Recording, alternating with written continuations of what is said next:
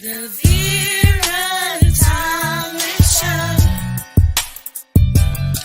The Vera Show.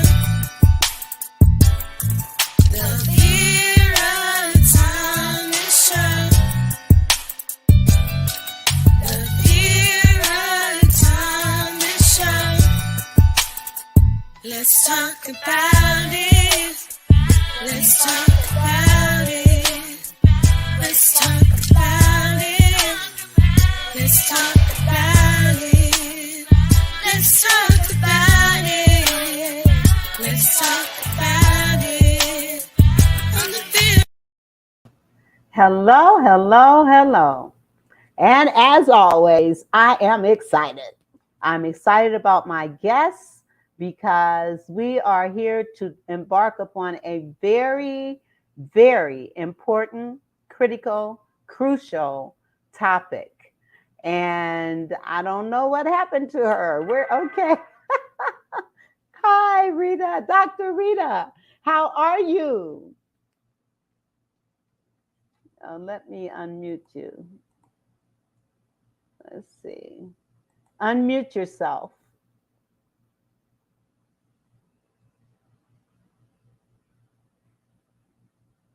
Yes, she's unmuting herself.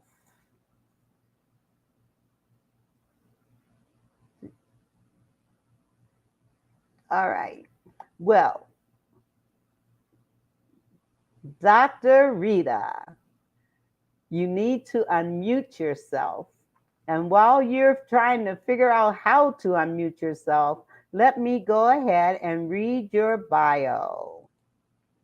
Yes. Oh, what happened? Okay, let me get her. Dr. Rita, her bio. Dr. Rita, Senator Rita Fierro. For 30 years, Dr. Rita Fierro has guided the unpicking of patterns of systemic inequalities. Dr. Rita has a consulting firm that evaluates projects, researches social inequities, and provides processes that illuminate complexity for business, foundations, nonprofits, NGOs, and the United Nations on 4 continents. Dr. Rita facilitates conversations below the surface while honoring deep human longings, sitting face to face with the personal pain of hundreds of people. Dr. Rita has a PhD in African American Studies from Temple University and a master's in sociology from the University of Rome, Italy. Dr. Rita co-founded Home for Good Coalition as to transform systemic racism in our country. So how are you today? Now that I sorted out how to unmute myself, I'm doing much better. Good. Thank you for having me, Vera. It's great to be here. Yes, I am so happy to have you here because this topic is so necessary. And before we go any further, I would like for you to take a few minutes and just share your journey and share your story and how did we get to you having such a passion for equity. So I'm going to give you the floor now. So I have there's a lot here, and the story I tell most often is that I remember being 5 years old under the table at a family dinner when I heard racial hatred spoken for the first time. And it was the 80s, and it was a person who was speaking out against a person that they believed had been promoted above them. And it was the person speaking was white. And I remember the vehemence with which this person was saying black, black, black. And every time they said black, it felt like someone had hit me in the stomach. I could feel that there was something profoundly wrong. And I remember being 5 and feeling this is wrong. He should not be speaking this way.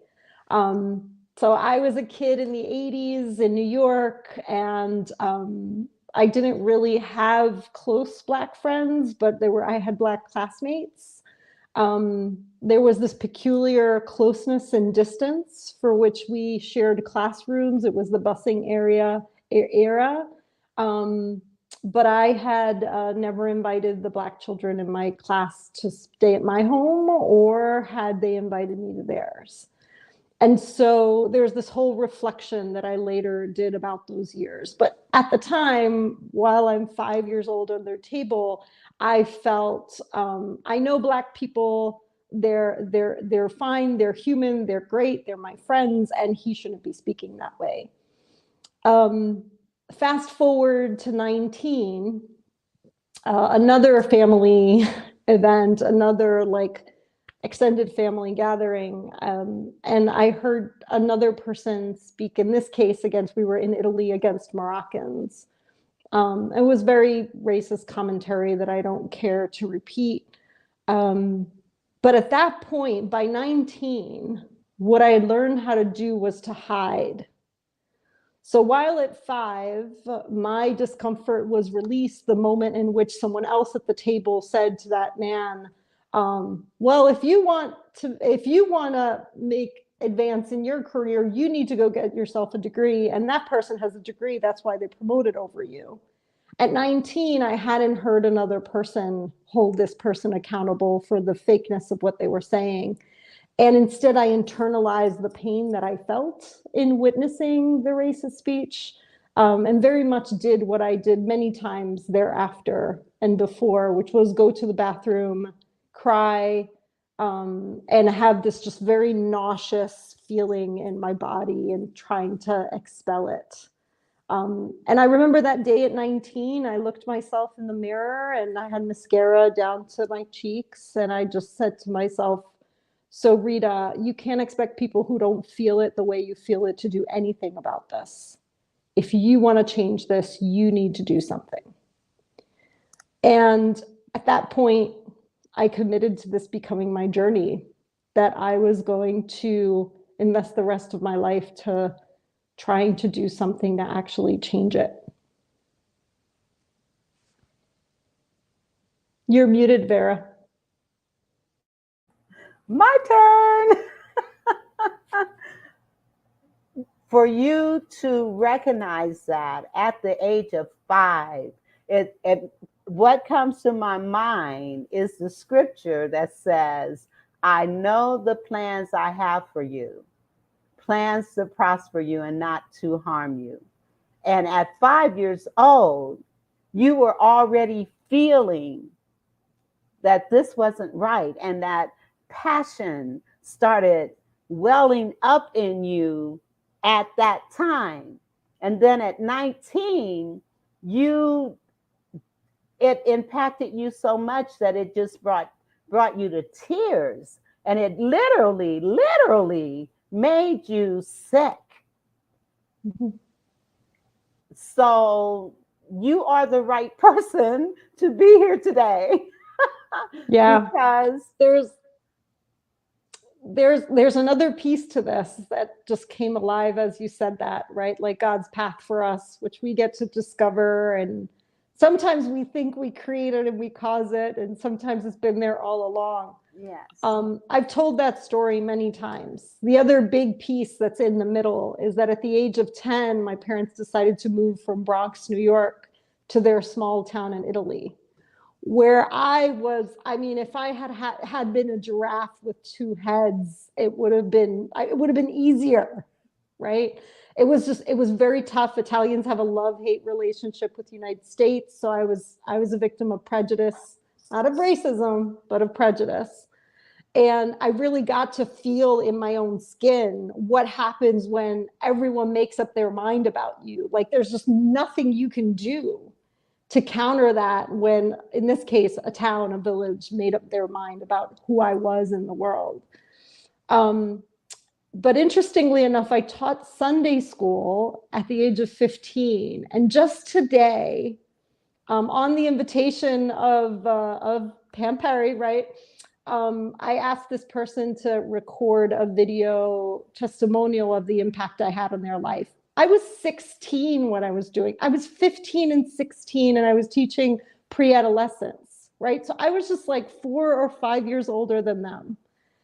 And one of the things she said is, because we lived in such a small reality, we're talking about 3,000 people, small town in Italy, but Rita had come from New York. Like, Rita had this whole world she knew and knew what diversity was and was accustomed to being around people from all over the world.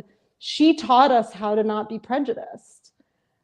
And I listened to this video today and my jaw dropped because she was talking about me at 16.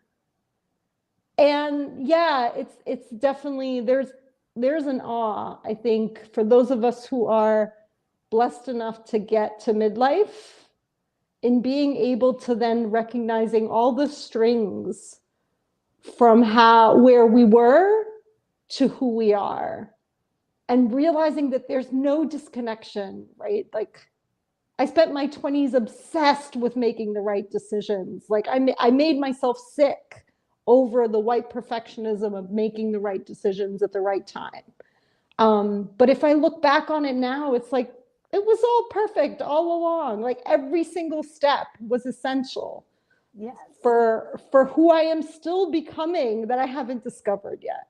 Yes. And we have an audience saying, "Hi, Marlo, glad you're here." She says, "How amazing is it that God put that love in you at 5 years old for a time such as this?" We are living in a critical time right now. Our democracy is truly at stake because of all the hate and all of the injustices and inequality that is going on across the board. And so you mentioned, and for clarification, just to educate the audience, just in case, now this may be elementary, but let's dissect the differences between racism, bigotry, and prejudice. Sure. Thank you for that question, Vera. I think oftentimes we talk about them interchangeably and they're not, right? So prejudice means prejudging. It's very much this human thing we do, right? We decide that a chair is only a chair if it has 4 legs and a back. If we see something with 3 legs and no back, we decide it's a stool. But if it has 4 legs and a back, we choose that it's a chair. We don't even sometimes need to even see a picture of the chair. We just need to know that it has 4 legs and a back and decide it's a chair. So when we do that with human beings, and we are not those human beings, what happens is that the people on the outside will often choose elements that are not relevant to the people on the inside. I think humanly, we've all had this experience. We often in the United States talk about it as being boxed in, like someone's trying to put me in a box, right? So when we do it to human beings, it hurts. Because basically the observer is saying the traits that I decide are important about you are more important than the traits you decide are important about you, right? I'm just thinking about, so for me, being a white woman in the work, of course, has become a bigger part of my identity as time has gone by. But there were years in which being a white woman in the work didn't feel like the biggest part of me. If I was playing guitar every single day, then maybe playing guitar felt like a bigger part of my identity than being white in the work. But I often I could get reactions based on being a white woman in the work. Like, that's all you're about. That's all you care about. No, I care about joy and love and nature. And there are lots of things I care about. This just happens to be a big part of my purpose. And so prejudging is what we do naturally. Just when we do it we do it for everything in life. When we do it to people, it hurts. Absolutely. So racism includes prejudice, but racism is about power. And hierarchy. So racist theory says that some human beings are inherently more valuable because of how they look, and that they deserve to hold all the power or most of the power. And so we as white folk, based on those assumptions, have built a society in the United States that favors us. It allows us to live where we want to live, go wherever we want to school, be treated better by police, have better mental health services, better juvenile justice services, have more money, which in a capitalist society in and of itself means that we will be privileged on all fronts because we have more choice. And so racism is this belief that people are inherently superior because of some traits. And of course, it's an absolute myth. And I would argue that it doesn't serve white people either, because we spend our lives trying to prove that we're superior and believing that we will lose the love of the people we love if we don't prove that we're superior. So I believe that racism enslaves us in a different way that it has enslaved people of color who have a pretext of inferiority for the most part. But it enslaves all of us because it doesn't give us space as human beings to be who we are and to choose who we are, which is the whole purpose of life. As we were saying, right? To choose what is our mission, our purpose, and then live it. That's what life is for. Absolutely. But knocked in those boxes, we don't get to do that. And bigotry, racism can be subtle, it can be institutional, it can be personal. It has lots of different dimensions to it. Bigotry is one of the dimensions of it that often escalate into racial violence. Now, there has been some debate. There have been people that say that anybody can be a racist, that Black people can be racist. Can you address that? Yeah, I disagree. So I would say Black people can be prejudiced, and prejudice, as we said, still hurts. But no, Black people can't be racist, and this is why. So over the course of 30 years studying racism, what I've really come to is that personal racism exists. Personal racism, right? I think you're inferior because I don't like you and I don't like the way you look. As much as that hurts, you can always walk away from a person. What makes systemic racism so pervasive in the United States is that Black people and people of color cannot walk away from the system.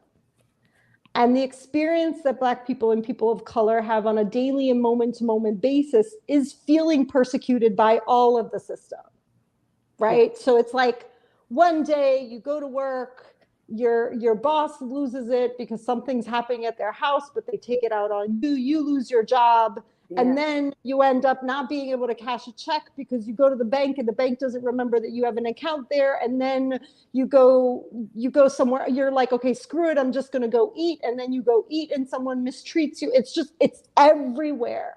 It is. And it's the experience of one system. Yeah. And so white people don't have that experience. So we can get prejudiced again and get our feelings hurt and go home and feel like a bad person and feel like we've been rejected. And that's painful, but it's not the experience of a whole system persecuting you. Absolutely.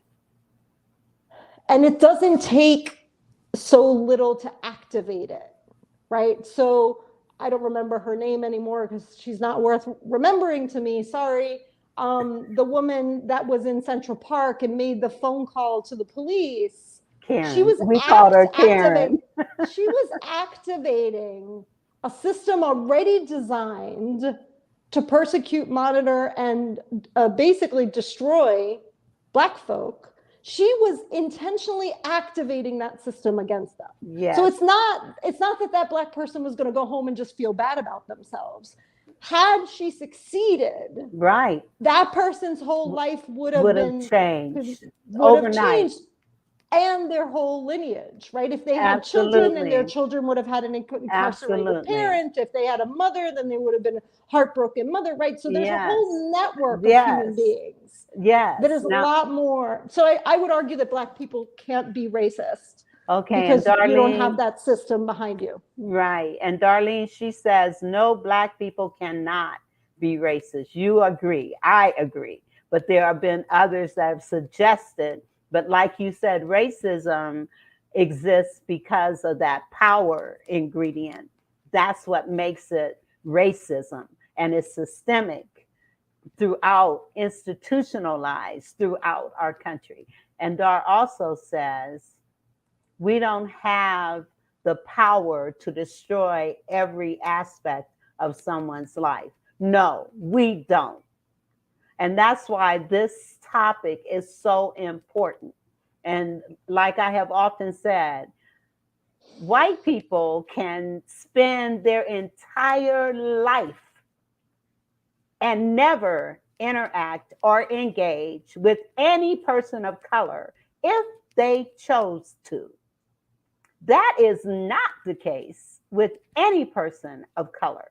We cannot just isolate ourselves totally and not engage with whites within our life, because we just can't do it. But white people can if they chose to. And many of them do choose to. And I think that is one of the reasons why racism is so prevalent, because we don't take the time to know one another, to experience and talk to one another and share, even in a meal, to get to know the unfamiliar. People fear what is not familiar. And so that has a lot to do with what's happening. I'm going to be quiet and bring it back to you. Well, thank you for that realness, Vera. And first, I just wanted to comment to Darlene, like, I just got goosebumps. Well said. Like, you said that better than I could have ever put it. And I spent, I don't know, decades, I lost count how long, listening to mothers who lost their children to foster care, Black mothers in Philadelphia who lost children to foster care, listening to their stories and just walking their lives with them. And that's a big part of what they taught me, is that like one event can literally end up like destroying their whole life. And and that, now that I sit with it, I'm like, they would probably not say their life was destroyed, because they're super resilient, incredible human beings. But your life gets shaped around it, right? Like your life gets shaped around, a life can get shaped around the trauma of having a system persecute you. And when a system is persecuting you, there's no way to hide. Which is why I think, like for me, studying African-American history and the African-American experience all those years just taught me to be resilient as a human being, because to me, what African-Americans have survived and thrived through is so remarkable, that studying that history empowered me as a white woman, because it was like, holy moly, if humans can do this, then there are no limits to what I can do. And if I'm just willing to, face the truth and face reality and face myself and move from there. Oh yes, Vera, to your point about lack of conversation, thank you, Geneva, for bringing us back. I would also say that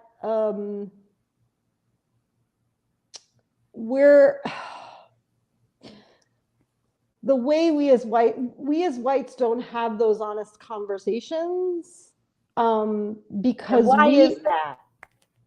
yeah, we're trained to avoid them, which is what drives you guys crazy.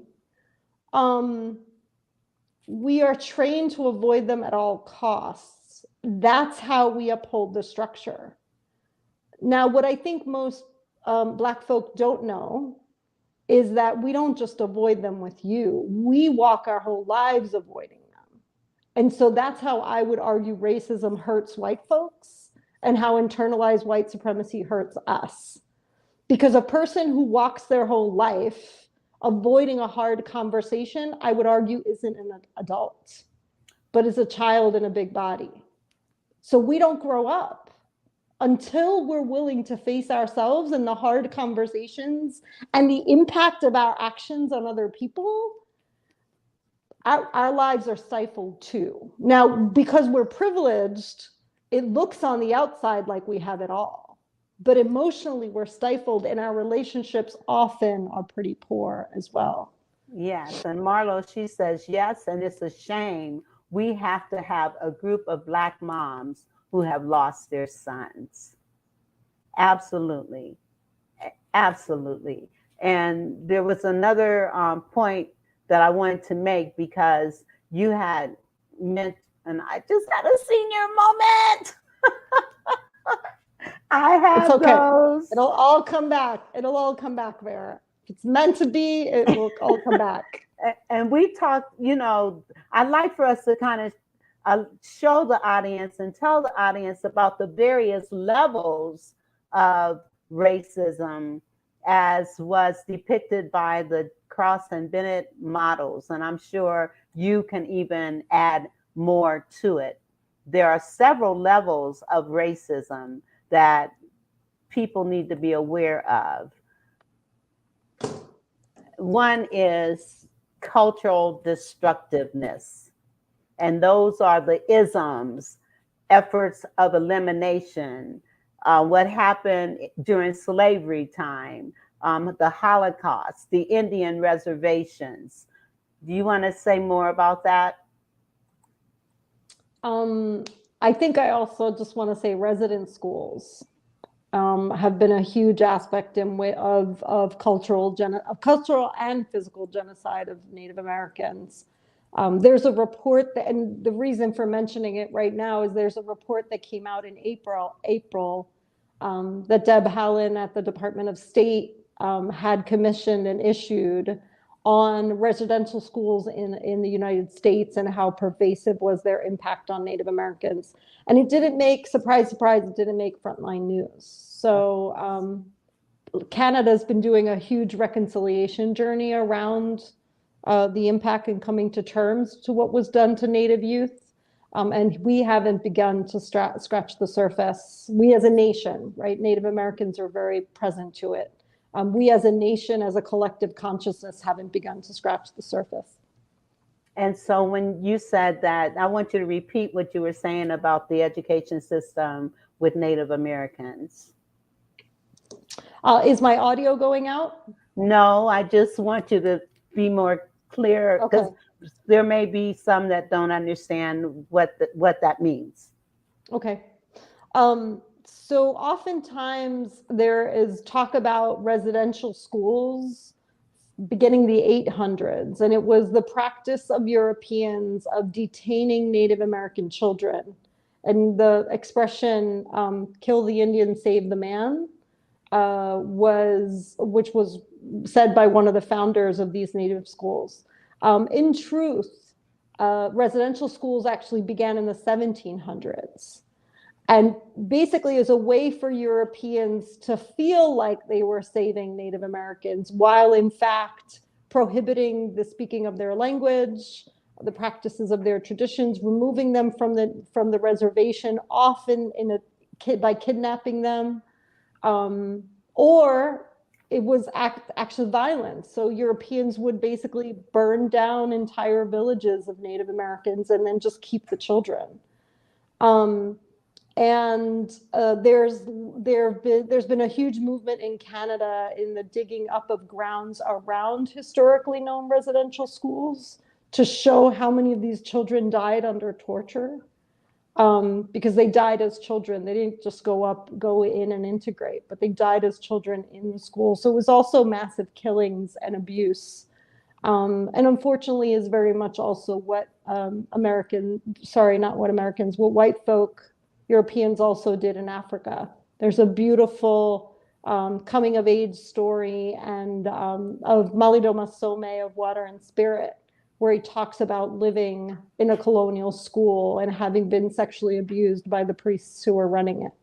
And all this was done under religious undertones because, of course, religious supremacy was the father of white supremacy. And, and that's the other thing. How can you claim to be a Christian and be filled with so much hate? It's an oxymoron. How do you do that? I mean, and why is it that I know that this hate occurs because of the power, and the fear of losing the power. It's killing our country. It is killing us as a nation. And our democracy is truly at stake. So, and I got to take a break and acknowledge my sponsors. So let me do that, and we will be right back to continue this conversation. If you are a business owner or entrepreneur and you're looking for a way to share your mission, your purpose, your products and services literally with the world, faster, safer, and easier, making your brand accessible to millions from the comfort of your home, well, I want to encourage you to join our Learn How to Start a Podcast and Monetize It class. Why? It's because this was designed for entrepreneurs like yourself as a platform to provide you with the knowledge in order to not only start a podcast, but successfully launch it. And then the third key, which is helping you to understand how you can monetize your podcast. As you are impacting the world with good, you can also build multiple streams of income from this one podcast and share your story, mission, and purpose literally with the world. So on today, I want you to go ahead and click CoachTinaRamsey.com to join our podcast class today.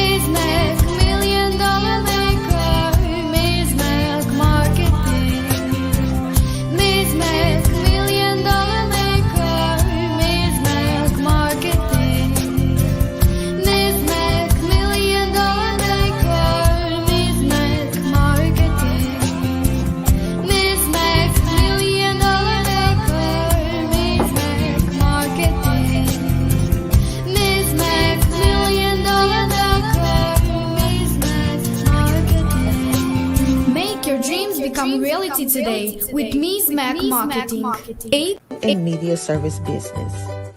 We help entrepreneurs and startup businesses by providing them with beneficial coaching, resources, and visibility techniques to position their businesses online from their own homes.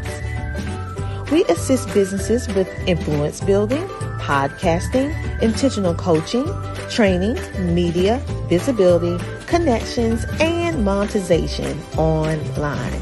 CTR Enterprises Network has a proven track record by directly impacting over 1,000 entrepreneurs worldwide.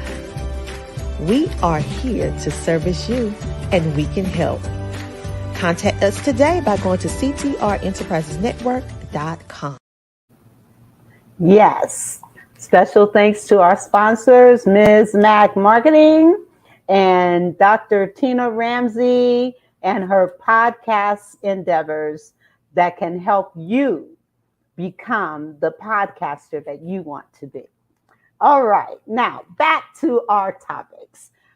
One of the things that we talked about was Christianity. And so I'm going to give you, wait, let me see what our audience is saying. I had that same question, just waiting to ask it. I am 68, and I have always wondered how a person can say that they are Christian, but hate a whole race of people that they don't even know. So this is a touchy, see, I'm like starting to twirl in my chair here. It's a touchy topic, right? Because religion, of course, is where many of us draw our strength. And spirituality, I think, is really, really important for all of us. Although some of us turn to religion and other people turn to nature, right? Or meditation, or question. I want to hear Marlo's question here. Is there a mandate in the country that says that Black has a ceiling as far as the freedom they can achieve, as far as money and status? Great question. I'm going to come to Christianity and then I'll go back to that. So I'm not surprised that many Christians have hatred as embedded in them as they do, because, as I mentioned before, I'll say it again, Christian supremacy is the father of white supremacy.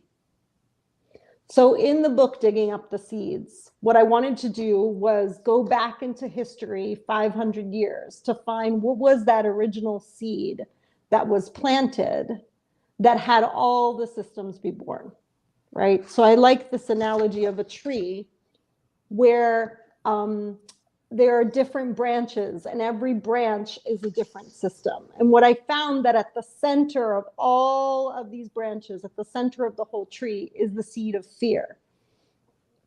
Well, that fear was planted by Europeans coming to the now Americas, exploiting Native Americans, asking them, without Native Americans showing the white people of the time, Europeans at the time, where water was, Columbus would have not survived if Native people hadn't shown them where to find sweet water, right? They only had the water, they only had salt water. They would have died of thirst at bay, at sea, if they didn't know where the rivers were. Native people, like, provided food, show them up and down the coast, like introduce them to other Native people. So Columbus didn't like explore the Americas on his own. He had guides. And he says this in his diary. But if you read the diaries of Columbus, you also see this very, very strong condescending aspect of being Christian as being superior. And so part of why I think it's really important to dig up these seeds is that anytime we come from a place of superiority, be it religion, skin color, class, we are reinforcing this tree because we are nourishing it through the soil. If we really want to overcome systemic racism and white supremacy, we have to be willing to look ourselves in the mirror and every moment of every day ask ourselves if we are saying what we're saying because we're trying to be superior. And we have to be willing to unlock that. And unfortunately, there's a long history of the Vatican and Christianity supporting the hierarchy of human beings. Like the Spanish, Christopher Columbus was the first who began enslaving in the Americas, and he did it with complete go-ahead from the Vatican. And he was hired to travel the Americas in part because he had already done that in the Canaries, which are small islands off the coast of Africa. So he had already occupied the Canaries, enslaved the local population, and gone back to Europe with some of the enslaved natives. So this was a regular practice in the Europe of the times, and was seen as completely acceptable by the church, which was, the Crusades. The Crusades were all about affirming Christian superiority to Muslims. And so there's this whole thing about one God and the way, one God, one only God, and only my way, that is a very dangerous thought. And it's brought a tremendous amount of pain and suffering in the world. And so these days in the United States, when I hear people who are so Christian be so angry, and I point out the same contradiction you're pointing out, like, what have they done to you? Like, doesn't the gospel talk about loving your brother? Like, what is all that about? That doesn't sound like love to me, right? Yet it's returning in some way to a backbone that I would argue is very ancient, very strong, and hasn't been confronted. So how do we confront? Well, before I ask that question, let's answer Marlo's question. Oh, that's right. So, forgive me for continuing to hold the book up. The book is in colors because I decided that we didn't need to talk about a very depressing subject in a depressing way. And since I love colors, I wanted you all to have as many colors as you could have. So this tree, right? If you look at the fear as the seed at the center, this is too small to see, but at the end of each branch, there's rich and poor. So I would say that our system is designed for the poor to never rise up completely. And this is controversial, but based on my studies and based on what I see that our systems are designed to keep the rich and the poor split and separate. What you were saying before, Vera, about completely two systems of justice. Yes, there are also two systems of education, two legal systems, two systems for mental health, for juvenile justice. Like every single system has this split. And the split started to perpetuate the rights and advantages of the rich over the poor. Those rich began as the British against the local people. And then when the United States freed ourselves from the British, the ruling class shifted from the British to the rich white folk who had pushed the revolution. But the system that had been created where the British would win and the local people would lose, because we are a post-colonial nation, those colonial systems stayed. And so where Black folk end in the spectrum then is that Black folk get trapped, whether poor or not, get trapped into the systems designed for the poor. But I would say our systems were designed for the poor to never rise up completely. I have another piece I want to share, which is a little bit on a different note, but by an interesting twist of fate. I think one of the reasons why it may actually work to hold our former president accountable is because our Constitution was designed to prevent an insurrection of the poor. It wasn't designed to prevent an insurrection from the right, but it was designed to prevent an insurrection from the poor. So our Constitution has a number of mechanisms against insurrection.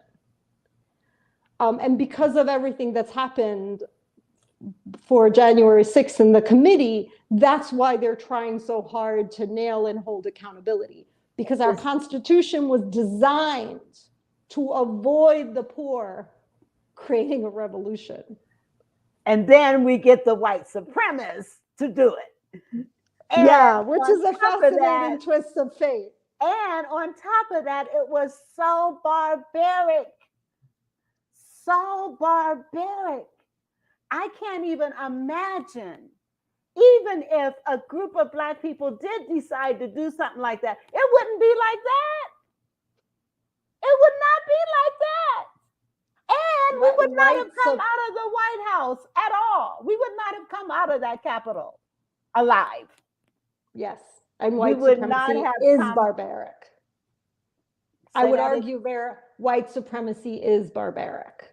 Because what white supremacy does is pull every single white person into our most primal instincts of fear of survival. It puts us in the state of constant panic and fear. Behind that superiority is or pretext of superiority, because of course it's not true, is like a state of total panic. It's like a terrified little child that in face of the world thinks they're going to be annihilated, they're going to be unloved, they're going to be completely disappear. But the reason we believe those fears is because our communities have done that to us. We've had parents who took their love away because we didn't do what they wanted us to do. We've had friends that took their love away because that's how whiteness operates. And so we believe you're going to annihilate us because there are already people in our lives who annihilated us. And that's the wound that we show up with. So it is very barbaric. Very barbaric. You mentioned when you were on my show before, the difference, and you just touched on it again, the difference between how people of color tend to be raised and how whites tend to be raised. And you talked about the love being conditional based on accomplishments and based on succeeding. So can you touch on that for a minute? Yeah. Some of this I'm still processing, because I feel like, I mean, of course I do this work on myself. I'm not pointing fingers. Like I have to dig, right? And I have phenomenal, very loving parents. So it's fascinating that like I walked away as a child with the experience of, if I didn't do everything perfect, my parents weren't going to be there for me. Like I would be cast out. Now, if you met my parents, you would think this woman's out of her mind, right? And when I say this, my parents think I'm out of my mind. But it's something beyond person. It's something about this culture of constantly critiquing for perfection, that whether the parents would actually walk away or not, right? I know that maybe before I said they did walk away, but it's an experience of walking away, right? It's an experience of never having grace, that what you did doing wrong is more important, and looking good is more important than who you are. And so basically the way white folk, I would argue that what all white folk are trying to do is still get mama and papa's love. I mean, I think that's at the root of all of it. And so I think what it takes for us to heal as a nation is, yes, this understanding how the system was built and understanding history is important. How do we love ourselves and face ourselves and build our movements from self-love instead of fear? Yes. Overcoming fear in all aspects, yes. But there's also this like deep-rooted work to do of reconciling with our families, with the people who raised us, with where we come from, and being able to feel the love even when it was sometimes distorted. In my experience, the Black folk I know, even if they were hit, even if they like got corporal punishment, their experience was, my mother was hitting me because she loved me. And then as you grow older, you understand that your mother had to be harder on you than society needed to be on you, so that you would walk the line and you would survive. And I think that I'm not condoning corporal punishment, but I think Black children know at their core, they can feel that even the corporal punishment is coming from a place of love and survival. Like, I want you to survive, and so I'm going to be hard on you. In white families, when we get hit because we dare to question authority. We get hit because we dared. And this is how we end up upholding the system. We stop rocking the boat. We stop daring because we've been trained to stop daring. Our parents taught us that any questioning of authority was to be punished, as was the failure to perform. White trash, right? Like we say white trash. If whites were inherently superior, there would be no comparison. We wouldn't have to prove it. If we actually were, we wouldn't have to prove it. Instead, we're in this constant rat race to prove that we can get the better job and keep up with the Joneses and have the bigger house and I would argue that at the source of that is because we don't have an experience of deeply belonging to our own, not to a larger community and not to our own families. And that has to get healed. Like, I could not be here saying what I'm saying right now if I hadn't fully reconciled with my family. They are the fuel that allows me to stand for justice the way I stand for justice, because I'm no longer afraid. That's awesome.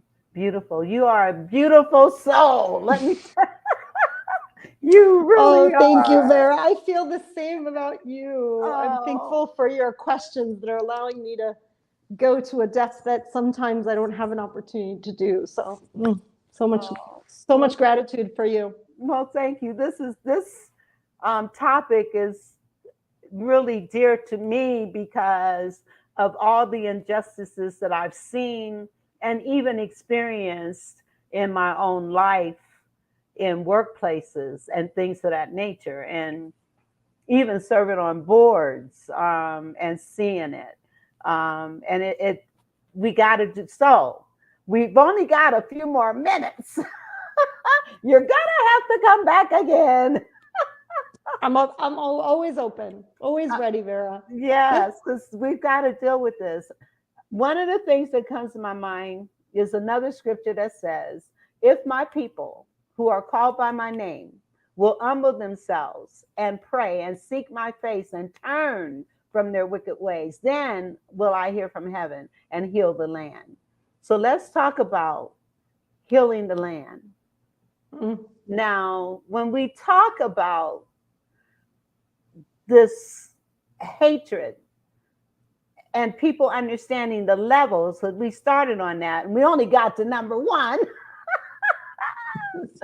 We have to come back and focus on this Cross-Bennett model so that people can, within themselves, see where they fall on the spectrum of racism, because there is a spectrum. And we just started with the annihilation, which is the highest yet lowest form because it's so primal. So what can we do? What, as white people, can you do to become allies and support and encourage? And I realize it starts with self. You got to get in touch with yourself. You got to know who you are. And the fact that our country is leaning towards eliminating the true history of this country. They don't want it known, and which again supports what you said about not acknowledging truth, not acknowledging truth. And until we acknowledge that, the truth will set us all free. But I'm going on a tangent. Let me hold them down. Okay. So what can we do? So I had started saying early in the show, I think there are 3 levels. So the good news is we already talked about 1, right? Which is that reconciling with our families, looking ourselves in the mirror, reconciling with ourselves. And I would say choosing love and connection over fear, learning to choose it moment by moment. The second level is building our movements, our groups, our organizations. If you have a business, if you have a church group, like any group around that. And it's not a before and after, it's a together, right? Because the more I deepen my relationship with life beyond fear, the more I can bring it to the groups. It's sort of like I practice Reiki, which is a healing modality. And I always tell my students, consider yourself as a vase of water. The temptation is that when someone needs help, You would pour the water to give it to them, but the water in the vase is for you. Your goal is to fill yourself up so fully, so completely, that at some point the vase must overflow. That's the water you give to others. You give to others from the overflow, right? So the more we expand our relationship with loving connection, the more we expand our capacity to live not in a state of fear, but make choices from love and connection, the more our communities, our groups, our families transform with us. Sometimes they do, sometimes they don't, but we want to build collectives and communities with love and connection at the center instead of putting fear at the center. Because right now we have a lot of movement building that happens with fear at the center. I would argue that still nourishes the tree. It's still the same soil of fear. And then the wider ring, which is the Home for Good coalition work that we had talked about, Vera, and I know you wanted me to bring on the show, is us doing that in a larger group of folks and doing it among people who understand systemic racism within each of those systems. So there are a lot of people who are doing transformational systems work in the criminal justice system or in the juvenile justice system. I argue that white supremacy keeps us boxed in our disciplines, right? Like we are all boxed academically into something specific. And that keeps us from having conversations around the whole, and it keeps us from seeing the patterns of the whole. Now, of course, what I did in the book was look at the patterns across a whole country, right? But if you do this city by city, if you do it neighborhood by neighborhood, the patterns we'll start to see are patterns of like how the system operates in the grainy details. And it may change from city to city, or we may see grand patterns that are the same from city to city. But there's a strength in doing it locally, in looking from one place to one place at all the systems and how they work together and how they backlash together when we try to change them. That's the work that I think we have to do moving forward. It's the work that, you know, we've been think tanking for some years, and my vision is to see 1 million people across the country doing this work, 20,000 per state, with this kind of understanding of 10 systems at a time, 12 systems at a time. I think that's the work we still need to do. And what that will allow us to do is also monitor. Because in the 60s, we did the movement building, we did the legislation changing, but we, in particular white people, stopped looking. We decided it was enough and we turned our way. In this case, it's do the movement building, but lean in, look more, look harder. Keep paying attention, keep looking for patterns. How is the system changing now? Because systems are designed to backlash and to preserve.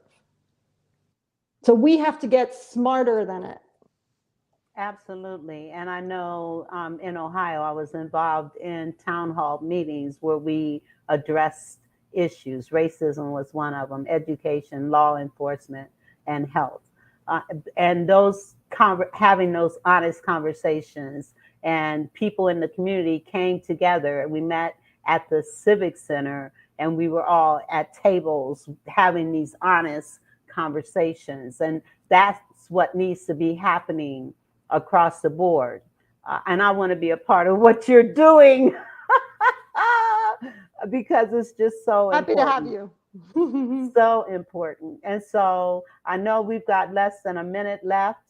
I just want to thank you for coming. And I just want everyone to understand it's going to take each and every one of us to do our part to make a difference. And the first thing we need to do is vote. Because if we don't, we will no longer have a democracy. So voting is absolutely critical. I have another comment before we move on. Dar says, I can't comprehend hating anyone so much that it alters my life daily. It can't be healthy. I tell people with the misconception and stereotypes of Black people, especially when it comes to violence, that white people are lucky. We want equality and not revenge. Ooh, we want equality and not revenge. And whites aren't the only group of people who hate us. And it's sad. We are inherently hated by all. So sad.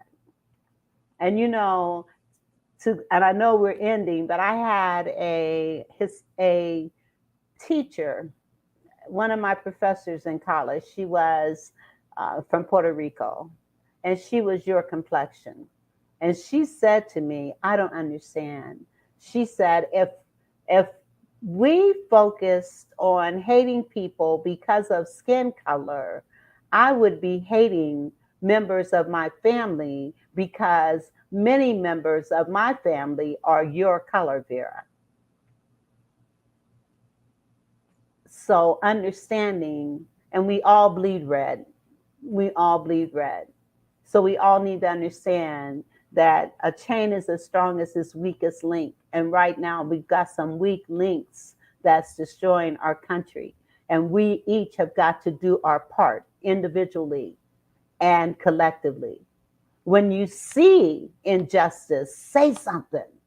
When you see a person degrading or treating somebody different, say something. When somebody mistreat you, say something.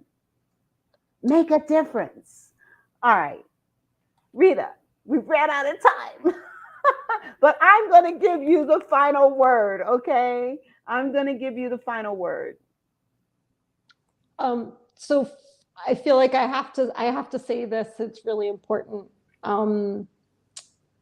The work, everything I was alluding to in terms of white folks, our trauma, our pain, the work that is ours to do, was not saying, Vera, that it's for you to do that work or for you to steward that work or that that's on folks of color. It's very much on us.